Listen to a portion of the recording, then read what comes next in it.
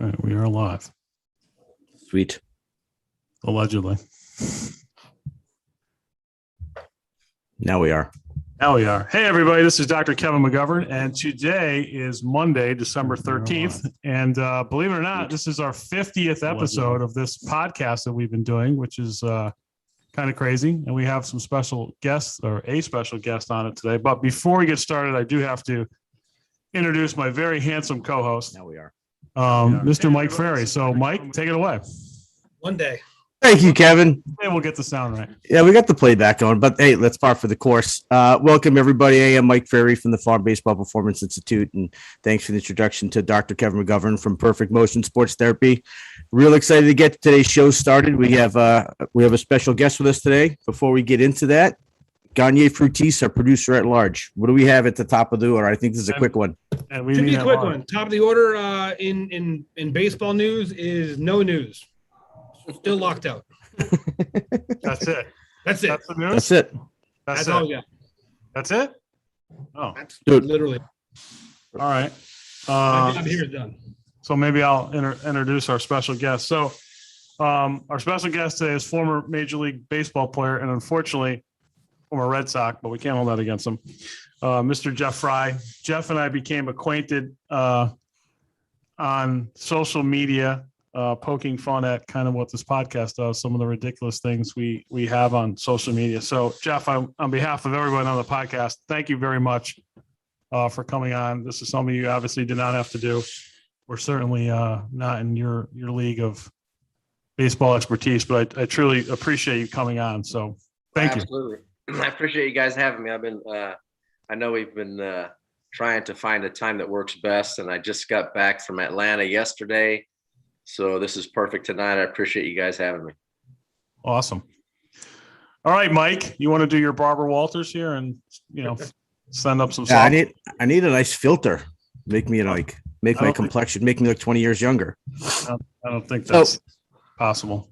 So yeah, so I want to, like I said, keep this is conversational. Obviously, we have, there's similar things in common in how you, Kevin, and Jeff connected. So Jeff, obviously, you're a big league baseball player, and the things that we'll get into what you do with Twitter and Qigong. Were you always into like the mechanics of baseball, the fundamentals? And I say that because I know not every big league player is. So is that something that you focused a lot on? Was it something that you learned earlier? Did you have a coach introduce that to you? No, I mean, I never was really into the mechanics of baseball. I just learned to play baseball playing in my backyard and in the streets, and we just grabbed a bat and a ball and we'd go play, and never really had anybody except for my Uncle Peter helped me a little bit, but never really had anybody saying this is how you do it, this is what you have to do this, and it was just basically go out there and play and have a good time and fell in love with the game. But mechanics, I'm still not really into mechanics except I like poking fun at the terrible mechanics, but for the most part I think we're overcomplicating stuff. So Go ahead, Kev. yeah, so Jeff, how does someone, obviously played in college, you were drafted in what's the 30th round, which I just found out the other day doesn't exist anymore. So how does someone like you get to the big leagues? What in 4 years? Like, that's unheard of, right? I mean, what did you do? What training did you do? How much time did you, what were you doing? I was hitting, man. I hit, when I first got into pro ball, there were some adjustments using a wood bat because I'd never used a wood bat. It's a lot different than it is today with kids are introduced to wood bats, in my opinion, way too early because they're not strong enough to swing them. But once I got a wood bat in my hand, there were some serious adjustments I had to make. I was swinging more with my arms, and they taught me that, my first year after I broke about 50 bats in 60 games, that I need to start using my hands instead of swinging with my arms. So I really started focusing on just trying to throw my hands and get the barrel to the baseball. And, my first year in short season, I had a 0 for 37 in 60 games. And that's pretty tough to recover from when you're going to get basically 200 at bats during the season. And I mean, it was pretty rough. There was a couple times where I thought I was going to get sent home, and all my teammates are hitting 330, 340, and I'm hitting 2 something.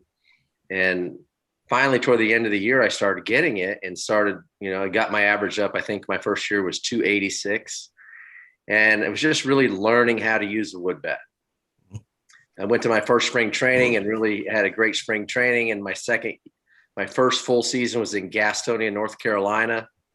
And I went there as the backup or the utility infielder, which is unusual for a guy who only plays second base to be labeled as the utility infielder on the team.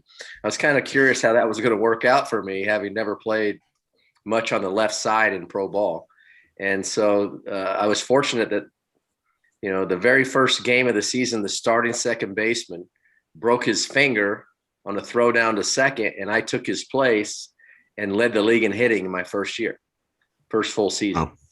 And just kind of kept going on from there and really getting stronger. And but I always hit it. And Sandy Johnson, I don't know if you guys know who Sandy Johnson is, but he's used to be assistant GM of the Rangers when I came up, and then with the Mets for a long time. Great career in the game. And he asked the guys in the minor leagues, who's this Frye kid? And they said, well, he just won the batting title in Gastonia. And it's like, well, he better win another effing batting title or his ass is getting released, because I was the 30th rounder. And so that's kind of the way it was. It was like, I wasn't afforded the, I wasn't allowed to have a bad season being a 30th round draft pick, or I probably would have gotten released. And I just fortunately never had a bad season. Do you think that? Go ahead, Kevin. So, you obviously something happened between your first short season and then winning the batting title. What like positive things or practices did you use to go from 0 for 37 to a batting title? I mean, that's pretty impressive. Well, I just got stronger that off season. I worked really hard to get stronger and put on a little weight and really focused. My main focus in working out was to focus on my forearms and do a lot of exercises, because I grew up in the Bay Area watching the Giants and the Dodgers, and I saw Steve Garvey, and Steve Garvey was like 5'9", His massive arms, though. and he had the Popeye forearms. And a friend of mine told me when I was a young boy to carry a rubber ball in your bag and squeeze it all the time. If you're going to be a baseball player, you have to have strong wrists, hands, and forearms. And so I took that to heart, and I carried a rubber ball in my bag from starting in junior college all the way through the minor leagues, just constantly working on my forearms and my strength, because I knew that swinging a wood bat was going to be tough for me coming from an aluminum bat. So, Jeff, do you think? I mean, you're obviously aware that you were a 30th round pick. Did that motivate you? Do you think that helped kind of keep your fire, keep you training hard and focused? Yeah, and those motivations started way earlier than that for me. I mean, I was always the smallest kid, on every team basically. And in ninth grade, I'll tell you guys this story. In ninth grade, I went out for basketball. I was living in Oakland, California. Well, living in Hayward, but going to high school in Oakland at a powerhouse basketball school. And I went out for basketball, and I got cut from the team. It's the first time I'd ever been cut in my life. And Mike Phelps was the coach, and he said, put his arm around me. He said, come back when you grow up, son. And I never forgot that. Okay. I moved to Oklahoma my junior year with my family. It was, I came from a broken home, and my stepdad was abusive alcoholic. So I moved in with my grandparents, and we uprooted everybody and went to a small town, Oklahoma. I really started working at basketball. And 3 years later, after coach told me that, I was going to college on a basketball scholarship. I really worked at it, and I averaged 23.5 points a game my senior year. And the cool part of the story is that 1992, my rookie season, we go back to Oakland, California, where I'm from. I'm playing the Oakland A's, and I get a game-winning hit a hit in the top of the ninth inning off Dennis Eckersley to give us the lead 4-3. We win the game. And after the game, I went and found a reporter. Normally they come up and find you after you get the game winning hit, but they didn't come to me. So I found a reporter and I said, hey, I need you to do me a favor. I said, I need you to tell Mike Phelps from Bishop O'Dowd High School that Jeff Frye is back and he's grown up. And it was in the Oakland Chronicle the next day. That's awesome. That's awesome. So that motivation started for me early on. And I think every time people told me I couldn't do something or couldn't accomplish something, it just spurred me to work harder to prove them that I could. 23 points. That's impressive. That's impressive.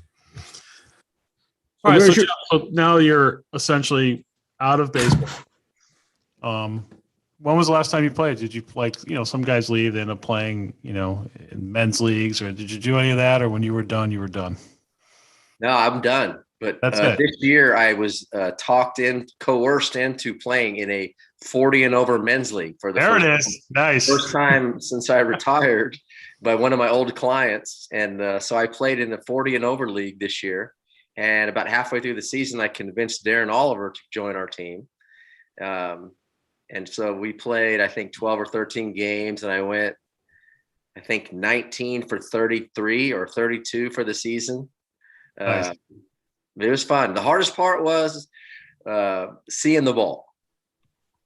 Okay. It's really, the lighting is not that good. And we faced one dude throwing about 85, and I was terrified because I couldn't see the ball. And here I am standing in there going, all I want to do is not get hurt. But we had a blast.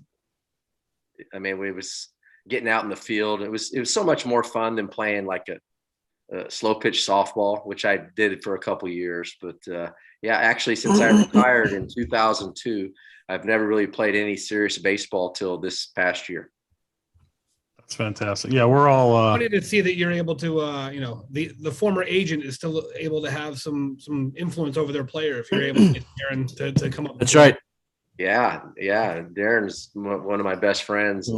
I just said, man, this is fun, D. Come out here. And he was so nervous. He's like, well, I need to work out. I need to take some BP. I was like, no, you don't. No, you don't. Just come out here. Come out here. And the second to last game of the season, he friggin' hit a bomb. The only home run we hit the whole season. He crushed it. But he was a great hitting pitcher during his career. Yeah.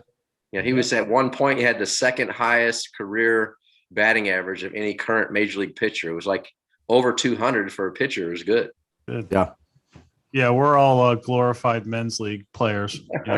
That's just as far as we have gotten. But we did go at it pretty hard in our heyday, I would say. Yeah, well before and after the game. I was more of a pitching hitter rather than a hitting pitcher, for sure. Well, what I found out was that it kind of ignited that fire, man, because I didn't like losing, and I was getting pissed out there. As the dude took me out on double play, I was like, is he allowed to do that? I was like, I didn't see it. I said, well, next time I'm going to put it right between his eyes. But he's not allowed to take guys out on double play. You can't do it in the major leagues. How can you do it in the men's league? Yeah. So it ticked me off. But I was out there I don't like to lose at anything. So I was pretty competitive. No offense to anybody, but one of the things, the biggest things you'd have to adjust to going from, the high level to the men's leagues is the umpiring. Yes. It's a bit of a different world. They weren't that great. No. Well, hey, there's a union. They're not that great in the major leagues either. The majors still aren't that great. A couple of years ago, Jeff, in a men's league that we all played in, there was a infield fly roll, and the guy didn't call it. And I said, "Why didn't you call infield fly?" He said, "Wasn't high enough." Yeah. It wasn't high enough. He said, "I wasn't high enough." I didn't know they had to reach. Yeah, apparently there's now a height rule for the. You gotta get your tape measure. Tape measure. So yeah. Jeez. So what do you do now? Like, tell us what happened after baseball, and what are you into now, and kind of bring us up to speed.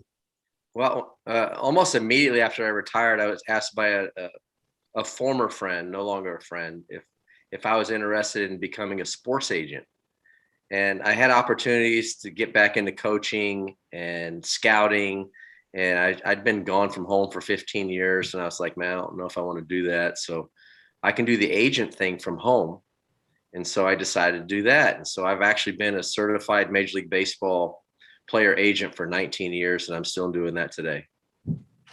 Now, when you say certified, so you have to, do you have to, I mean, is there like some, how do you go about being a certified agent? Well, you have to fill out your application with the union. Oh, They okay. certify you. And that happened pretty quick, because the first year I was an agent, Darren Oliver called me, and he was still playing, and he calls me Frye Daddy. That's my nickname. A lot of people do that. He's like, calls me one day and he's like, Frye Daddy, I need you to help me get a job. I'm like, I just started at this stuff. I don't even really know what I'm doing yet. And he goes, I said, well, I can't work for you, Darren. You're represented by Scott Boras. And he goes, stay on the phone. I want you to hear me fire him. And I was like, no. No. I said, call me back. So he calls me back 5 minutes later. He goes, all right, I left him a voicemail firing him. See what you can do. And I had played, my last team in the big leagues was the Rockies. And my best friend was the video guy with the Rockies. We were teammates in the minor leagues, Mike Hamilton. And so I called Mike and I was like, hey man, Darren Oliver is looking for a job. And he's like, let me get in touch with Dan O'Dowd. Sure enough, Dan O'Dowd calls me and says, Scott Boras called here about 6 weeks ago to see if we had interest in Darren Oliver. And at the time we didn't. He goes, but some of the things fell through that we hadn't working on, and we'd love to bring Darren to spring training. So here I get to call Darren, within 48 hours of him hiring me as an agent, saying we got him an invitation to Major League spring training with the Rockies. That's outstanding. And fired Scott Boras. Yeah, and he played 9 years after that. Did he really? I started to laugh because I thought you were going to say that, hey, some things changed. We heard that he fired Scott Boras, so we're open to talking to you now. That wouldn't surprise me. I know there are certain teams that don't like dealing with Mr. Boras. So. Yep. You don't say. Yeah. All right. Yeah. That's unreal. So now, Jeff, you're in the world of social media, which didn't exist when you played at all. Or maybe they had MySpace back then, right? But that's gone. We didn't have cell phones. I wouldn't know. Yeah. So you and I, me and Mike had a little meeting a couple weeks ago, and you kind of told me a story about the whole social media thing. I think our viewers would like to hear how you get on, what happened, and where you are now. Yeah, well, I'm on a group text with Mike Hamilton's one of the guys, and two other guys that work in the scouting industry, amateur scouting, and we send each other these silly videos that we see on social media of some of the stuff being taught to kids. And so I was in the backyard one day, and it was not planned whatsoever, and I got a piece of an old brush tee, this terrible tee that was made years and years ago, and I took it out, and I got my oldest son Ken, and I said, hey, I want you to video me, see if I can do that, what I saw in this drill. And I did it. And the first time I messed it up, he goes, no, you messed up, do it again. And I did it again. And he goes, that's it. And I was like, oh, well, in the video, they talk about the light bulb moment. Okay. When the light bulb goes on. And so I did this video, and I was like, oh man, the light bulb just went on, just joking, and didn't think anything of it. And one of the scouts texted me. He's like, hey man, you got 400 views on that video. I was like, that's pretty cool. I hadn't done much on social media. And then an hour later he goes, dude, you got 4,000 views on that video. And I was like, what? Are you serious? I still didn't even realize what that meant. I get ready to go to bed, and I look at my Twitter, and I have all these messages, these direct messages of people calling me names, calling my son's names I can't say on here. Very mean people you've never met, right? People you have no idea who they are. No, and they were all somehow linked one way or another to Little Richie, right? The HLP crowd. And I was like, these guys are coming after me, and they don't know me very well. All they did was inspire me to make another video.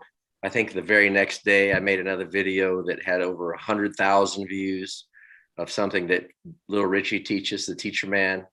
And I haven't stopped since then. And it's really crazy where it's taken me, and my life has changed so much. I mean, I got back yesterday from Atlanta going to speak at an event. The week before, I was in Oklahoma speaking to the Oklahoma High School Baseball Coaches Association.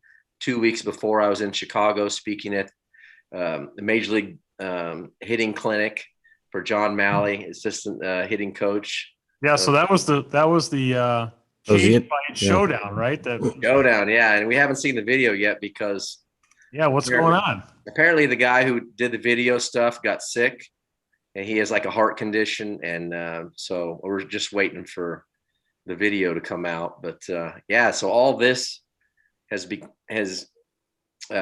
because of me making that first silly video as a joke. So what happened in Chicago? Are you allowed to tell us, or do we have to wait for the? Oh yeah, I can tell you. We have because we're hearing some things on one side. So now, before you never met this teacher man before, never heard about him, nothing before that. You posted that video. No idea. I didn't know any of this stuff. This hitting Twitter, I didn't know any of that stuff. I was on Twitter. I think I started an account probably 9 years ago and never really used it. And my friend Billy Martin Jr. says, you should get on Twitter. I was like, okay. Cause I went and saw a guy speak to a high school. And after the event, I asked my buddy, I was like, what'd you pay that guy to come in here? And he's like, $5,000. I was like, for 45 minutes, you pay that guy $5,000? And he's like, yeah. I was like, I got to do this, man. I got to get on. Seriously. I'm like, I'm going to get on social media because I want people to know that I'm interested in going around telling my story. And if there's a place for this, I'd like to do it because I have, a lot of people said I have a cool story. So I started doing stuff on social media just to kind of let people know that. And now, I went from 600 followers to 14,000 on Twitter or something like that. And I don't even know what it is on the other platforms, but all by accident. This is all by accident. That's fantastic. So tell us what happened in the cage match. We're dying to know. Yeah. Well, little Richie didn't make any friends. I can tell you that. He very standoffish guy. We never actually talked one-on-one. We never shook hands. I'm the kind of person that I would shake hands with almost anybody, but I feel like the things he's done on social media, talking about, kids and Lillian, the young lady that follows me, saying mean things to her, that I don't feel like this man deserves a handshake. So he goes up on stage and does his presentation, and it's typical what you would expect. He shows videos of all these great hitters and claims that they all do what he teaches. Okay. And then I gave my talk, and then we were on the stage at the same time together with John Malley moderating. And John would, ask some questions, and we'd both give our answers. And I think where he really lost everybody was when a couple things. Excuse me. He says, well, one time he said something, he thought he proved a point, and he goes, "Booyah!" And I was like, "You say booyah?" Only Stuart Scott can say that. The late great Stuart Scott. I said, I can't believe you just said booyah like that. And then and then he started talking about Scott Kingery.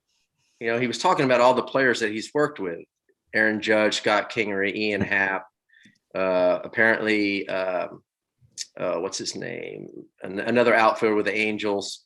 And when he brought up Scott Kingery, and after he was done talking, it was my turn, and I said, I can't believe you would use Scott Kingery as an example of a success story. Yeah.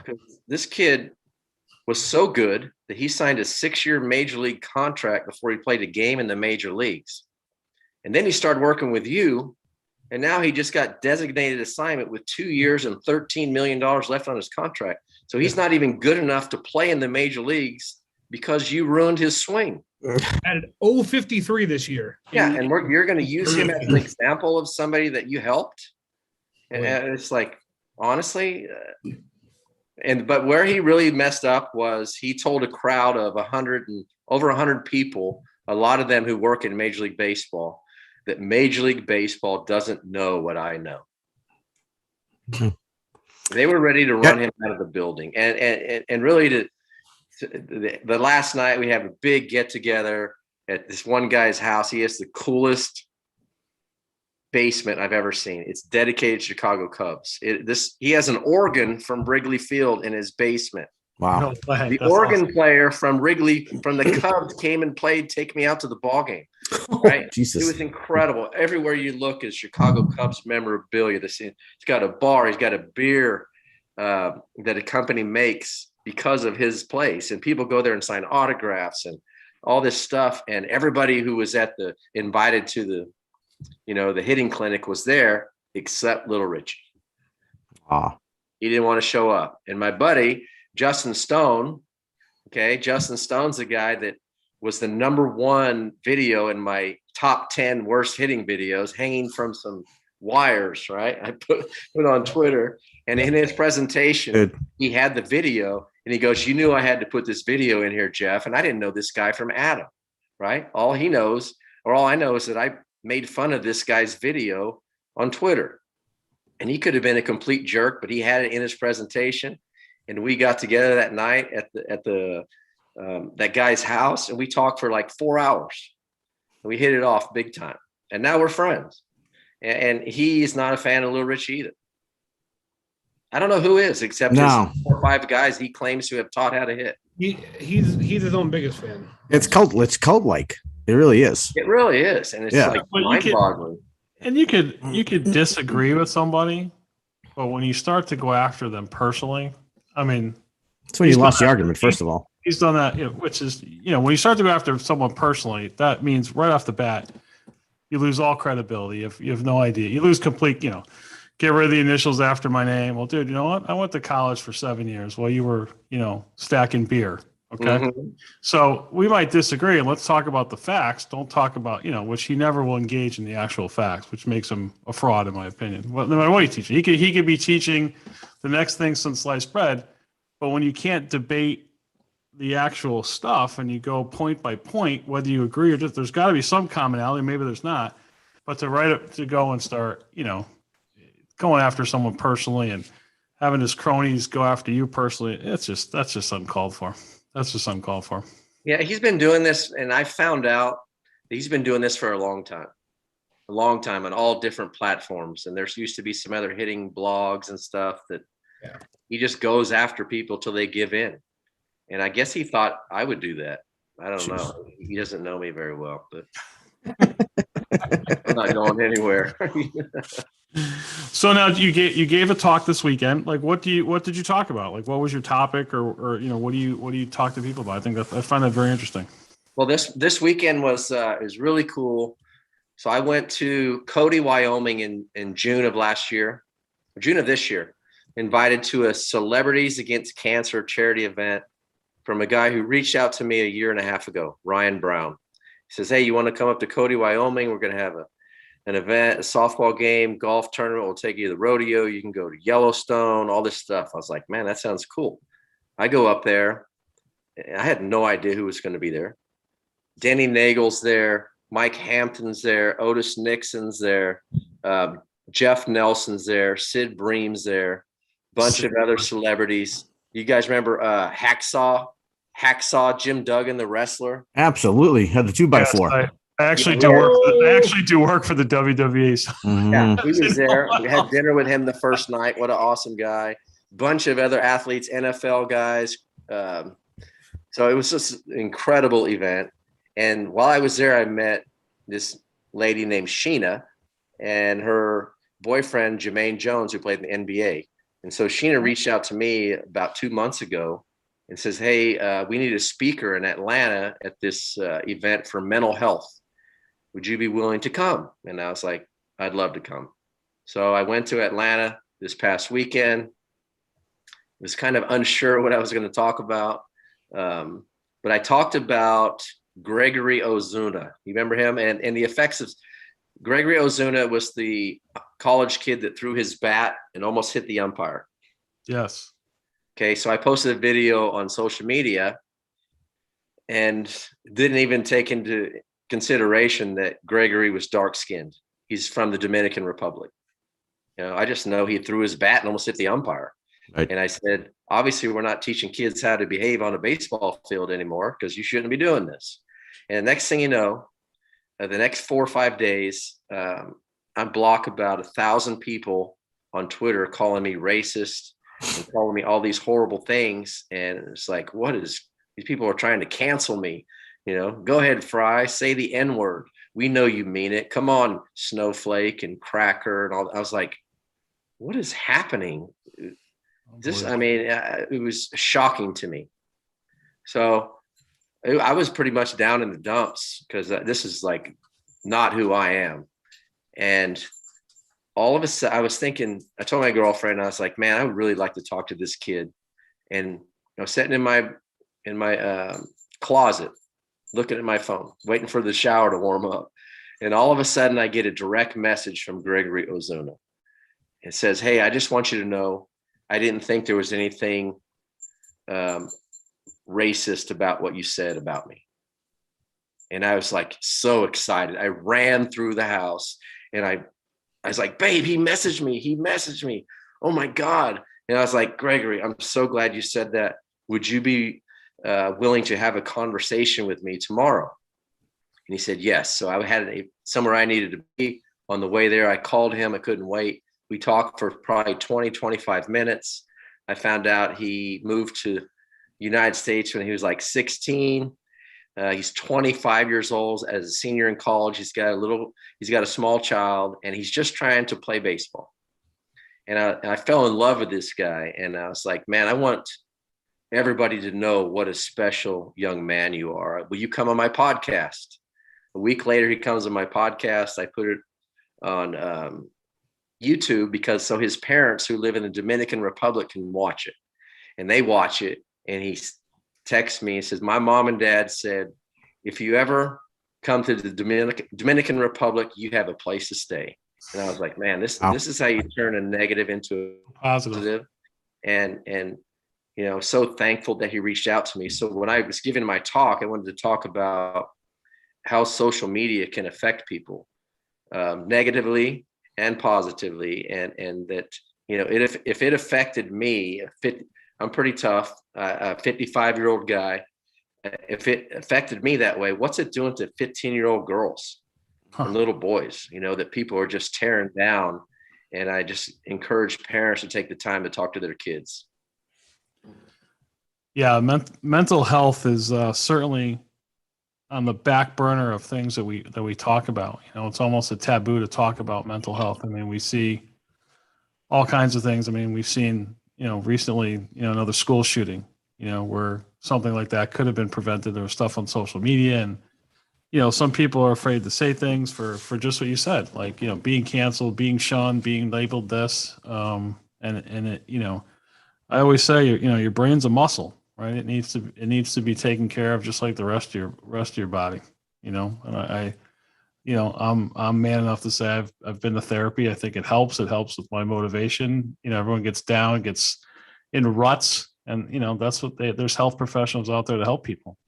Yeah. I think the worst part about social media is the worst aspect of it is as people go right to the negative. It's too easy. Yeah. They're behind a keyboard. You don't have to confront anybody. You don't have to say it to their face. It's like this nihilistic, space almost, where it doesn't matter. It's just, some messages, some types of messages into a little box, hit the blue button. And it's tough because kids today, taking it back to baseball and instructing young kids. I mean, it's a bombardment. I mean, it's different than when we grew up, mental health, the stresses and anxieties of everyday life as a kid today actually, shows up in their performance. It shows up in, in everything they do. It's bad. And it's the one thing that I look at. The internet's been an amazing invention. Obviously, social media is helpful for so many people, for so many small businesses, and for people to promote themselves. But it's too bad that people take such advantage of how easy it is to, just go right to the negative. It's too bad. And I'm in a Facebook group, that I pull a lot of stuff from for our podcast. It was some why would you do that video, things like that, where it's literally people just looking for advice on their swings or on their throw, something like that, right? And they're coming there viewing it as a safe space, like, hey, can you give me some advice on what to do? I'm doing this as a player, or hey, my son's doing this. And again, like you said, keyboard warriors who, are thousands of miles away, and they just view this as a stranger. There's no real person behind this. And Right. they'll sit there, oh yeah, any advice can you give me? Yeah, quit playing baseball, go play, go try another sport, go do this. And it's such a negative place to be, and there's no need for it whatsoever, right? And like Jeff was saying, it can certainly affect the mental state of, a 15-year-old boy or girl who's It does. trying to play a game, have fun, not necessarily thinking of it as a career, opportunity, right? It's something that just wants to go out and have a good time because they're kids, plain and simple. And it's just a shame that it gets to a kind of a point of no return, really. Yeah. There's no accountability. No. There really isn't. You can say whatever you want and think no big deal, whatever. I'm going to turn my computer off and not worry about it. And you don't care how it affects the people you commented about. And for me, honestly, Facebook's probably the worst. For me, Facebook is worse than Twitter.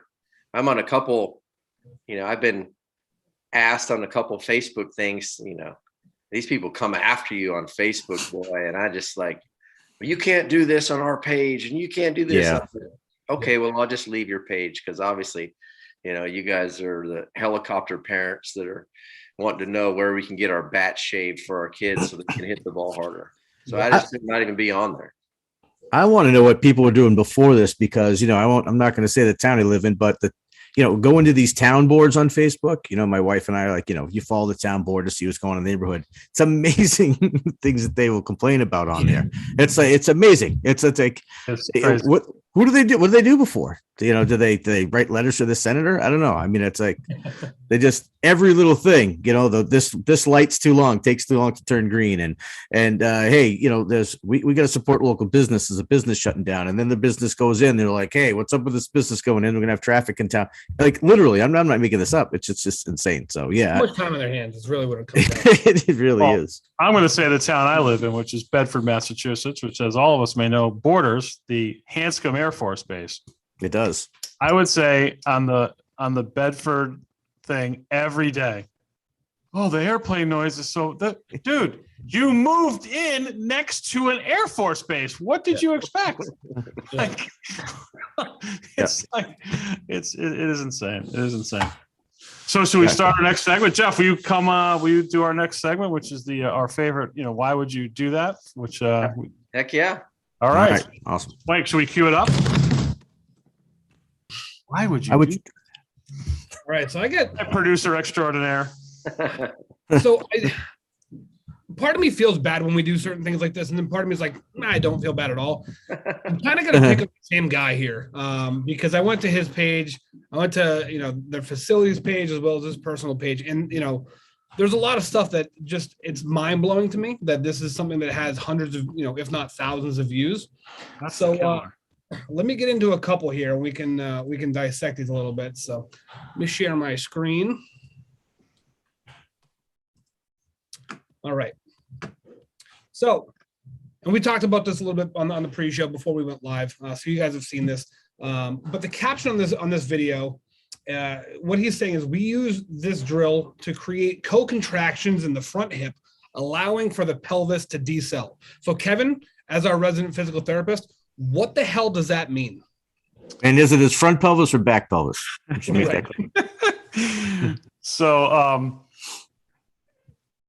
I'm going to say, Bob, for $200, I have no idea what he's talking about. Yeah. Yeah. Oh, no. So, first of all, in any kind of sport, I don't know why you'd want to slow down in a rotary sport your pelvis, which is where the movement is occurring, right? We talk about rotary movement. We have to talk about, again, the merry-go-round principle, where we have a stable pillar and the merry-go-round rotates around it. So why you'd want to decelerate that in the baseball swing, I don't know. I'd leave it up to you hitting expert guys, but I would say that's kind of counterintuitive. But Jeff, what do you think? Arm. Yeah, let me say this is not the farm. This is a different The Farm. That's right. Located, I think, out in Vegas, if I'm correct. So this has nothing to do with the Farm Baseball Performance Institute in Waltham, Massachusetts. Okay. Yeah, this guy's one of my favorite gurus out there. Actually, I made a video today. I don't know if you guys saw it. I was in a chair. Have you seen the chair video yet? That's coming up next. Yeah. So this guy and I went at it about a week or two ago, and after 2 days, he blocked me, and so here recently, the last 2 days, I went to log into Twitter, and it says my account has been locked, and it says you follow these procedures to find out why it's been locked. So I had an email, and this guy has gone on, I think probably 10 different times to Twitter and filed copyright infringement charges. That I use his picture or some of his videos. And so they've taken it off Twitter. I actually was looking this evening. I had like 8 separate emails from Twitter that were all brought to Twitter by this guy. So he lost the battle on Twitter, and now he's trying to get me locked out or whatever on Twitter. And trying to get you canceled. So I had to make a special video just for him today. We'll definitely have to see that. But I mean, again, these guys, Mike and I met today. We talked about these guys use, like, first of all, if you're teaching someone something, even if I'm trying to teach someone, you have to teach it in words that everybody can understand and replicate. So when you start using co-contraction, and the house people used, last week we talked about proprioceptive neuromuscular facilitation. No one in that whole organization knows what that is. They put it out there, and it's just stay out of that space. You don't know. Stop using the big words to make yourself look smart. You just end up looking dumb. Well, and it's, that's the thing. I always question what their actual motive is, because you're actually trying to educate people. Because if you are, then you want to bring the terms down to, the simplest measures. If you're at the doctor's, right, the doctor, it's kind of funny because, I know, like my primary care, he almost like, I don't know what he thinks about me, but it's almost insulting. He's like, the circular, clump of meat and skeleton on the top of your shoulders. So it's my head, doc. You can say head. They dumb it down. They try to put it in layman's terms, and these guys are just, it's the exact opposite. They're just trying to sound like they're super smart.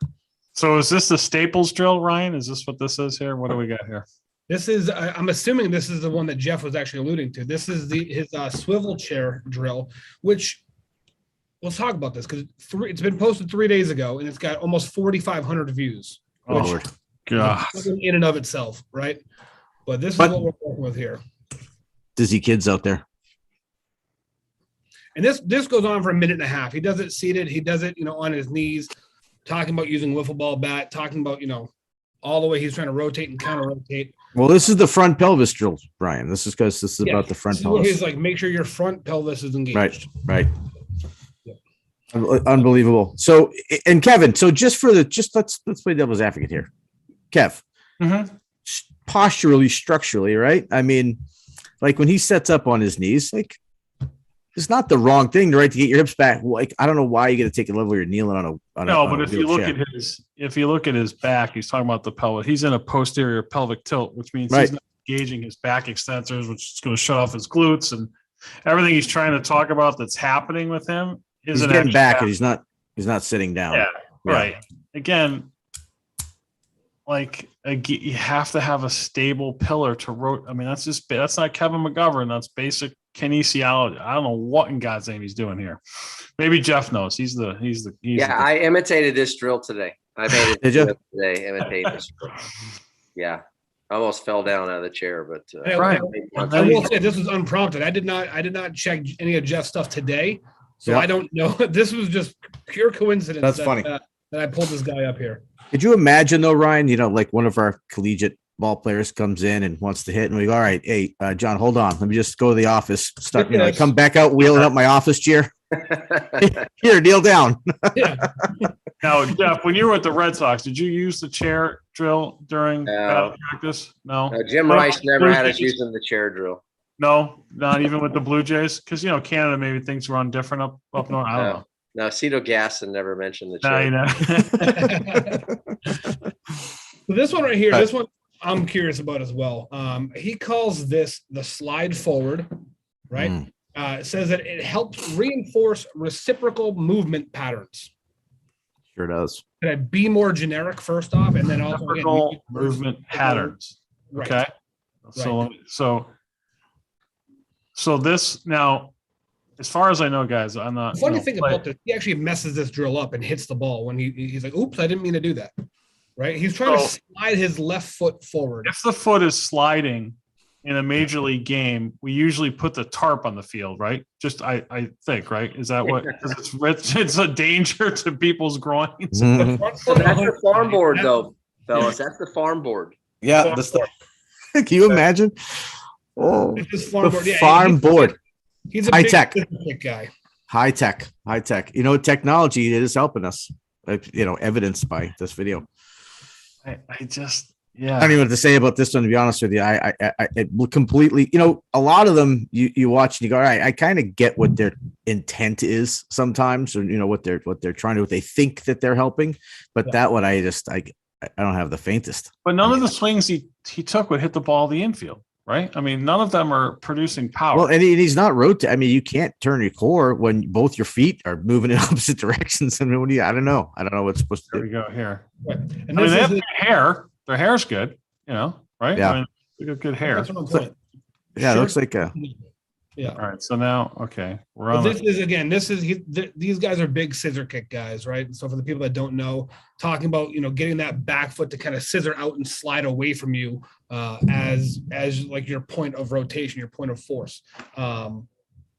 Again, I know that we here are not big proponents of it. From what I've seen of you, Jeff, I don't think you're the biggest fan of it either. But I'll let you and Mike kind of expound upon it a bit more. Well, I did scissor kick a few times in my career, but it was always on a pitch that was on the outer third of the plate or off the plate that I could barely reach. And so my back foot just naturally went behind me. But now I see that they're having people practice this. Right. And I've never practiced it in my life, nor I don't see any reason to practice it because I don't want to do that on every swing. It's just a reaction to an outside pitch.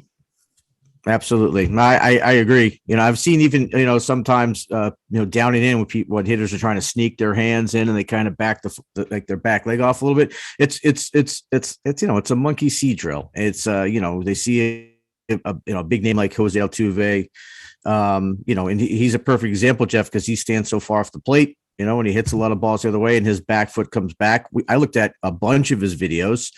And it was maybe 1 out of every 5 or 6 that I came across that he did that. So I agree with you to your point. It's not something you practice. It's something that may happen during a swing.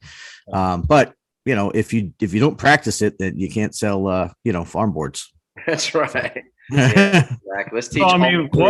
Let's teach all kids to scissor kick. No more. That's right.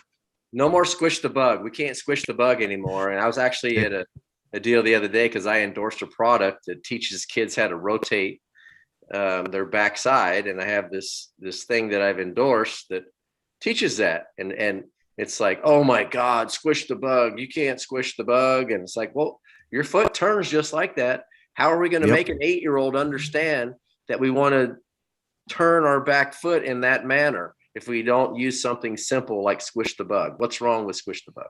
Right. And couldn't agree more. What the word pivot means. Right. So they don't know what pivot means, but they know if there's a bug there and you're going to squish them with and turn your foot this way. Yeah. So I'm all for bringing squish the bug back because that's all I heard when I was a kid. Yeah. Squish the bug. Get your back knee pointed directly at the pitcher and turn your hips. And this product I endorse teaches that. And especially for young kids, we talked about this a few episodes back. I agree, especially with younger kids, because you get a 9-year-old, they're so flexible that they can actually turn their hips pretty far with their right foot, their back foot stuck on the ground. Right. So you got to actively teach them to do that. My only problem with squish the bug is it's kind of sadistic. Like I stepped on bugs when I was a kid, but don't remember. You can't kill bugs no more. Right. I mean, the only you can say put out the cigarette on the floor, but smoking is a big focus. No, that's worse. Yeah. All right, is this our last one? What's this? The last one that I found, and this is one that honestly I don't hate the idea behind it. I was more curious to show this to Mike and Jeff to see what your thoughts are. what it says here, I'm trying to find the quote. Basically, getting people to kind of change their environment, explore, adapt, and come out as a better hitter. Getting your swing ready and to adjust on the fly and have a game ready swing. So as you can see, the ball is on the tee. The coach here has something attached to the tee, and he's going to basically pull the ball away as the player is starting his swing here. Get him to adjust, to that ball moving away from him. So I think the idea behind it, I think it makes sense, right? I'm just more curious to hear you guys talk about putting this into practice and whether it's a good idea to do. That's like a Jeff Nelson slider right at the end, breaking. Yeah, that. I mean, whatever. I don't Jeff hate Nelson sitting on that chair. Yeah, you're probably right. Because yeah, Nelly in Wyoming. Yeah, right. That's great. No, I don't see any purpose for that. I mean, set the tee on the outside part of the plate. Yeah, if you want, and move it back. Move it back, exactly. Yeah. You're not likely hitting a breaking ball or anything off speed on the outside part of the plate that far up in front. Right. You've made your decision, right, at that point to go, right? The whole point of a tee is to take a reactive skill like hitting and make it proactive so you can focus on how your body's moving. I mean, that's the whole the point of the tee. But, and also, I don't know, maybe if you're practicing 2-strike hitting off a tee, I guess, I don't know. But yeah, I mean, no need pull the thing back. You can see he's pulling the ball across the plate here, but he's also I think a wiffle ball slider. Well, it's gaining ground. The ball's moving forward, right? Forward. If anything, you'd want to drag it back this way. Right. Have that ball getting deeper in the load phase there and driving the ball the other way. This is, I don't know. In practice, I think it comes out kind of weird. Again, I get the sentiment behind it. I just think it was done poorly. Drills for drills. Well, you got to fill that hour time slot. You got to come up with something. You can't just. That's right. Exactly. Yeah, you sold hour lessons instead of half hours, so you got to fill this up. Exactly. Well, Jeff, we want to thank you very much for coming on. We appreciate it very much, and we hope this isn't the last time that we engage like this. It was. I had a lot of fun. It was fun. Absolutely. Yeah, I appreciate it, guys. And sorry it took me so long to get to where I had time to do this. But anytime you guys want me to come on, man, I'm in for the fight, and I see you guys are all in for the same reason. And we got a good fight. We got to educate people to this nonsense that's out there. Yeah, absolutely. You mentioned when you and Mike and Kevin talked a couple of weeks back at Kevin's office. You mentioned that during your time here with the Kevin talked. Kevin had Mike shut off. Yeah. But you mentioned that during physical therapy school, not engineering. But go on. Anyway, you mentioned that during your time with the Sox, you actually lived in Waltham. That's where our facility, the farm, is located. Next time you're in the Boston area, I'd love to have you pop in. Whether it's just hanging out with us, whether it's seeing some of the kids, seeing what we're doing in here. It would be great, I think, to get somebody like you in here. So Jeff, I'll break out the office chair. I'll taking some hacks. Yeah, I think I might have to just start traveling roadshow and bring my bucket with all my gadgets and be like a comedy show. Like the Carrot Top of baseball. Gallagher, right? Yeah, absolutely. Yeah, him too, yeah. Oh, so lastly, before I go, is John Malley at the end of the hitting deal in Chicago asked me to pull some of my because I had my bucket on the stage. He wanted me to pull some of my gadgets out. So I pulled out the plunger and showed how Richie spills the poop when he loses the barrel in his swing and a couple other things. So that's awesome. I can't wait for the video to come out, but I appreciate you guys. Yeah, we're excited. On here, and anytime you guys want to chat, let me know. Awesome. Thanks, Jeff. Thanks, all right, fellas. Have a good night. You too. All right, everybody. Well, that seems to be the end of the show. And thanks for listening. And we'll see you for episode 51. Yeah. That was a good time.